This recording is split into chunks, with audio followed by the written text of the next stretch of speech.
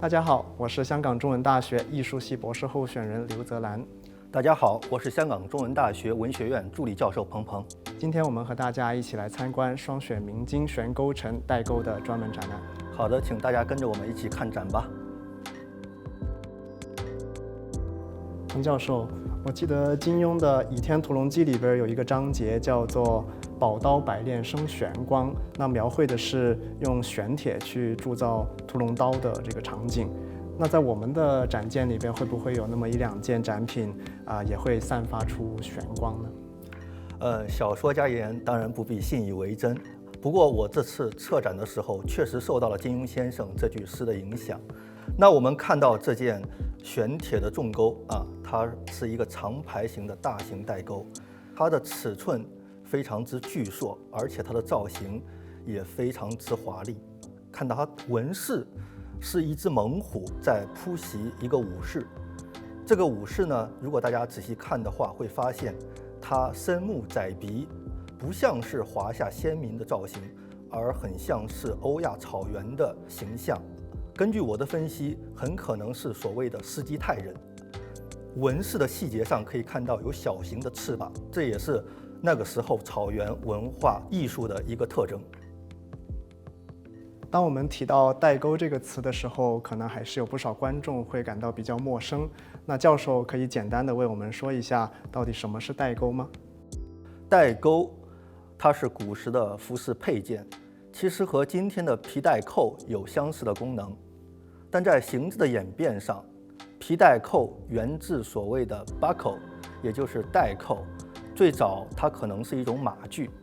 而代沟呢，顾名思义，就是用来勾连带子两端的钩子，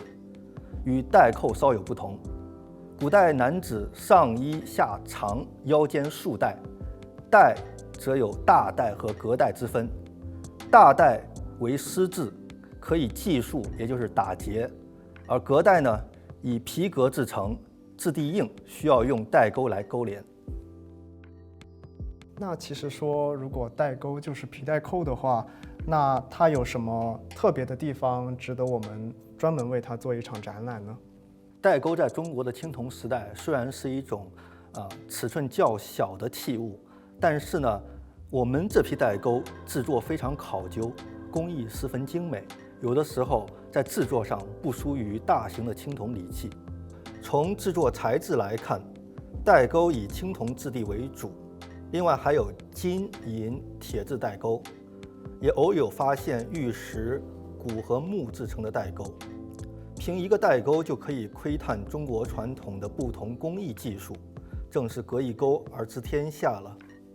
我们这次展出的代沟呢，其实在形制上和我们今天所使用的带扣还是有较大的差异的。那这里正好有一枚仿制品，您可以用它来为我们介绍一下代沟的细节吗？好的，大家看一下这个钩的背部有一个纽扣状的形制，我们称之为钩钮。然后把钩钮呢嵌入皮带的一侧，钮面向内，钩身朝外，它有一个弧度，正好可以贴合人的腰部。再看这个部位称之为钩手，它是一个兽头的形状。其实带钩和带扣的一个最显著的差别就在于钩手，它可以勾连皮带的另一端。其实除了它的使用方式以外呢，我们也观察到了同一枚带钩的表面呢，可能会有不同的材料。那我们可以谈一谈它的制作工艺吗？常见的工艺有好几种，比如说金银错。一种常见的做法是，在铸造青铜带钩时，我们可以留好镶嵌金银的凹槽，在带钩铸成后，通过錾刻对钩面进行精细加工。而后，经过裁剪的金银线帛被嵌入到纹槽当中，最后经过打磨，使器物表面光滑，金银镶嵌更加牢固。那除了金银装饰以外呢，我们还有很多的代钩镶嵌了大量的绿松石，像这一件展品真的是非常的精美。你可以看到这件卷角羊的代钩，它除了鎏金之外，还密嵌着绿松石。其实常见的珠玉镶嵌还还囊括了多种宝石和半宝石的材料，比方说水晶、玛瑙、玻璃、软玉以及青金石等等。而且你看这只羊的前额，它上面有一个水滴状的绿松石，和周边的鎏金形成了鲜明的色差，这也不失为工匠的一种巧思。那我们今天也一起参观了非常多精彩的展品。那据我所知呢，在这个展厅里边呢，还有这么一件带钩，它实在是华美至极，它集各种装饰工艺之大成，而且尺寸俊迈，令人印象真的是非常深刻。教授，您能为我们简单的介绍一下这件带钩吗？请容许我在这里面卖一个关子，我只能说，这是迄今为止我所见到过的最令我震撼的一件带钩。